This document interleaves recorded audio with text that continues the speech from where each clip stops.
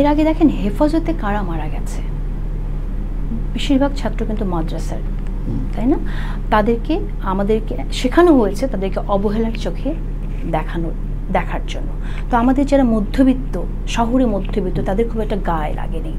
এবার যখন আমাদের প্রাইভেট স্কুলের বাচ্চারাও নামছে, ইউনিভার্সিটির ব্রিলিয়েন্ট বাচ্চারা নামছে, তখন কিন্তু আমাদের সবার মধ্যে লাগলো, যেটা তো আমাদের সন্তানকে মেরে আপনার যে আমাদের যে দায়িত্ব সাংবাদিক হিসেবে, সেই সাংবাদিক হিসেবে আমরা আমাদের দায়িত্ব না পালন করে আমরা লোভে পড়েছি।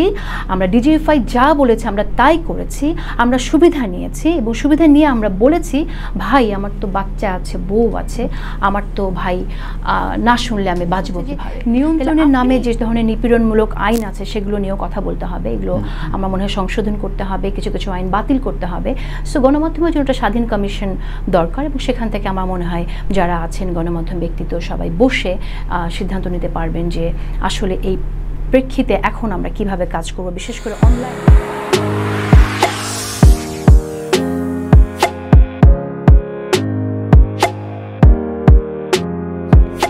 এইবারের গণ অভ্যুত্থানের 3টা পয়েন্ট বলেন যে কারণে সফলতার দিকে এগিয়েছে, আপনার বিশ্লেষণটা কি?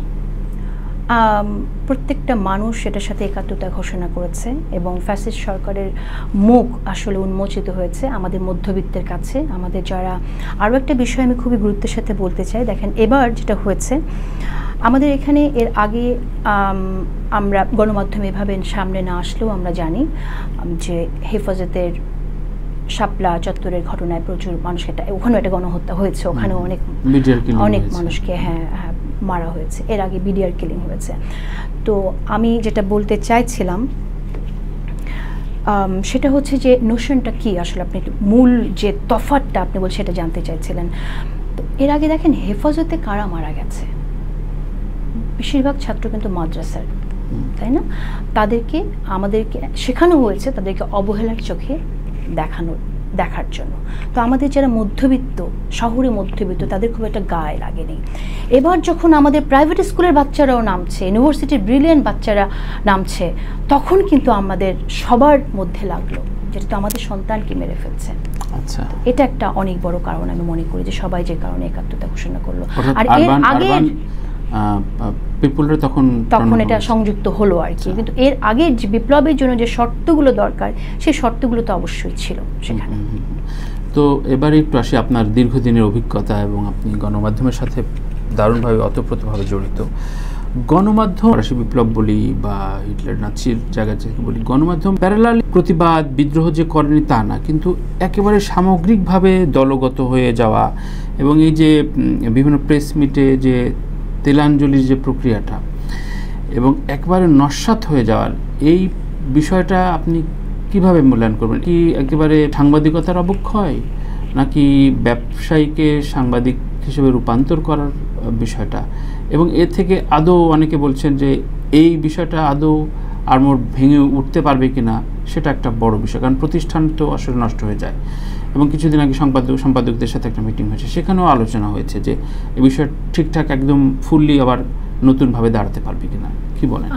অবশ্যই খুবই ভালো কথা বলেছেন আপনি তানভীর। আসলে আপনি নিজেও গণমাধ্যমে কাজ করেন, আপনি জানেন যে আমাদের মূল জায়গাটাই তো ঠিক নয়। আমাদের এখানে তো গণমাধ্যমের যে দায়িত্বটা, গণমাধ্যম তো শুধু মুনাফা নির্ভর একটা মাধ্যম না যে আমি টাকার জন্য শুধু একটা কাজ করলাম, তাই না? কিন্তু আমাদের যা হচ্ছে এখানে বেশিরভাগ ক্ষেত্রে কিন্তু আপনার বাণিজ্যের জন্যই মানুষ একটা মিডিয়া দিচ্ছে, আমরা সাংবাদিকরা সেখানে কাজ করতে যাচ্ছি। প্রত্যেকটা চ্যানেলের মালিকরা তাদের নিজেদের স্বার্থ রক্ষার জন্য আপনার এখানে চ্যানেল করছে, হয়তো তারা 100 কোটি টাকা ইনভেস্ট করছে, তাদের কাছে 100 কোটি টাকার রিটার্ন কত টাকা আসলো তাদের দেখার ব্যাপার না। মূল বিষয় হচ্ছে এই মিডিয়াকে ব্যবহার করে সে আরও বাণিজ্য আনতে পারছে কিনা এবং তার যে ইলিগাল যে বিজনেস আছে সেগুলো সে ঢাকতে পারছে কিনা, তার বিরুদ্ধে যে অভিযোগ সেটাকে সে ঢাকতে পারছে কিনা। তো এভাবে যখন একটা ব্যবহার করার জন্য একটা মিডিয়া করা হয় তখন তো তাকে গণমাধ্যম বলা যায় না। কিন্তু এই জায়গায় একটা উপরের লেয়ারে তারা স্বস্তি পাচ্ছে, তারা লাভবান হচ্ছে, নিচের যে কর্মীরা, আমাদের যে সহকর্মীরা, এরা তো অন্ধকারেই থাকছে। আমি সেটাই বলছি আপনাকে। সো এটা হচ্ছে একটা জায়গা, শুধু ওইটার জন্যই যে আমরা ব্যর্থ হয়েছি তা না। সাংবাদিকরা যদি দাঁড়িয়ে যায় যে আমরা কাজ করব না, স্ক্রিন তো ব্ল্যাক যাবে, তখন তো মালিকের কিছু করার থাকবে না। সেই জায়গাটা কিন্তু ঘটে নাই। প্রথম ইয়েটা আপনাকে বলছি, ক্রাইসিসের জায়গাটা বলেছি যে গণমাধ্যম কাদের হাতে, আসলে যাদের হাতে থাকা উচিত তাদের হাতে আছে কিনা এটা আমাদের প্রশ্ন করতে হবে। আর দ্বিতীয়ত হচ্ছে আপনার যে আমাদের যে দায়িত্ব সাংবাদিক হিসেবে, সেই সাংবাদিক হিসেবে আমরা আমাদের দায়িত্ব না পালন করে আমরা লোভে পড়েছি, আমরা ডিজিএফআই যা বলেছে আমরা তাই করেছি, আমরা সুবিধা নিয়েছি এবং সুবিধা নিয়ে আমরা বলেছি ভাই আমার তো বাচ্চা আছে, বউ আছে, আমার তো ভাই না শুনলে আমি বাঁচবো কীভাবে। তাহলে আপনি এই কথাটা শোনার জন্য আপনার যে আপনি অপরাধকে ঢাকছেন, আপনার কাজের মধ্য দিয়ে মিথ্যা তথ্য তুলে ধরছেন, এই কাজের মধ্যে আজকে যে এত ছাত্র হত্যার মধ্য দিয়ে, হাজার মানুষ হত্যার মধ্য দিয়ে আজকে যে আমরা এই যে একটা দ্বিতীয় স্বাধীনতা পেলাম, এর দায় কি সাংবাদিকদের উপর না? এর দায় তো তাদের উপর। তারা তো সহযোগিতা করেছে মাফিয়া সরকারকে। They became turn to be, কি বলবো, মাফিয়া মিডিয়া একটা পরিণত হয়েছে। এই মাফিয়া মাধ্যম হয়ে তারাও সহযোগিতা করেছে, এটা তারা অন্যায় করেছে। এই অন্যায় যারা করেছে তাদেরকে ডেফিনেটলি সংবাদ মাধ্যমে তাদের থাকা উচিত না, কারণ তারা মূল জায়গাটাই তো ব্যর্থ হয়েছে। সাংবাদিক সংগঠনগুলোর দায়, সংগঠন আকারেই তো তাদেরকে প্যাট্রন করা হয়েছে তানভীর, আপনি নিজেই জানেন। সংগঠনগুলোই তো প্যাট্রন করেছে, তাই না? একটা সাংবাদিক কোথায় কাজ করতে পারবে না পারবে, তারা তো এটা আপনার সাংবাদিকরাই তো ডিজিএফের সাথে বসে কাজ করেছে, কাকে ফেলে দিতে হবে, কাকে রাখতে হবে, তাই না? রাষ্ট্র যখন ঘাতকের মতো টার্গেট করে ফেলে একজন সাংবাদিক যে সৎ কথা বলতে চায়, তখন তো আপনার সাংবাদিকরা বাকি অন্য সাংবাদিকরা যখন উঠে না দাঁড়ায়, তখন তো আসলে পুরো মিডিয়া ব্যর্থ হবেই, এবং সেটাই হয়েছে। সেই ব্যর্থতার ক্ষেত্রে আমরা দেখলাম যে এই গণঅভ্যুত্থানে বাংলাদেশের ভেতরে থাকা বিচ্ছিন্ন 2-3 জন সাংবাদিক ছাড়া কেউই আসলে নিজেকে ওন করতে পারলো না যে এটার সঙ্গী আমি। এটা তো নিশ্চয়ই একটা বিব্রত, এটা লজ্জা। এবং পাশাপাশি যারা ওয়েলকামড হলেন তারা বিভিন্নভাবে দেশ থেকে বিতাড়িত, ইনক্লুডিং কাজী জেসিন। তো এর বাইরে বেশ কয়েকজনের নাম আমি বলতেই পারি, জুলকারনাইন সামি, সো পিনাকি আছেন, আরও অনেকে আছেন অ্যাক্টিভিস্ট হিসাবে। এই যে ফ্রি মিডিয়া, এই ওনাদের ভূমিকার জায়গা, আপনার অবস্থানের জায়গাটা কিভাবে আপনি মূল্যায়ন? আমি মনে করি যে যারা দেশ ছেড়েও দূর থেকে কাজ করেছেন তাদের ভূমিকা তো অবশ্যই খুব গুরুত্বপূর্ণ। এটাও অনেক ত্যাগের জায়গা। আপনি এটা ভাববেন না যে সে দেশ ছেড়ে কাজ করেছে বলে তাকে ফেস করতে হয় নাই, কারণ আমি জানি যে কি পরিমাণ রিস্ক তাদের উপর দিয়ে গেছে। হ্যাঁ, সো তাদের, আপনি জানেন যে কনক সারোয়ারের বোনকে গ্রেফতার করে নিয়ে গেছে, পিনাকি ভট্টাচার্য তার মাকে নিয়ে গেছে, তার ওয়াইফকে নিয়ে গেছে, এবং আমি তসনিম খলিলের মাকে নিয়ে গেছে। তো সবার কথাই আমি জানি যে তাদের কি পরিমাণ আপনার নির্যাতনের মধ্য দিয়ে যেতে হয়েছে। তো সেই জায়গা থেকে যে কাজটা ওনারা কন্টিনিউ করে গেছেন, এটা আমি মনে করি অনেক সাধুবাদ পাওয়ার যোগ্য। গণমাধ্যম নিয়ে আমরা কথা তুলছিলাম, তো গণমাধ্যমের এখন যেহেতু একটা উন্মুক্ত মিডিয়া, যেটা 10-12 বছর আগেও ছিল না, তো এটা যেমন একটা ব্যাড সাইড রয়েছে, তেমনি এটা ইতিবাচক দিকও রয়েছে।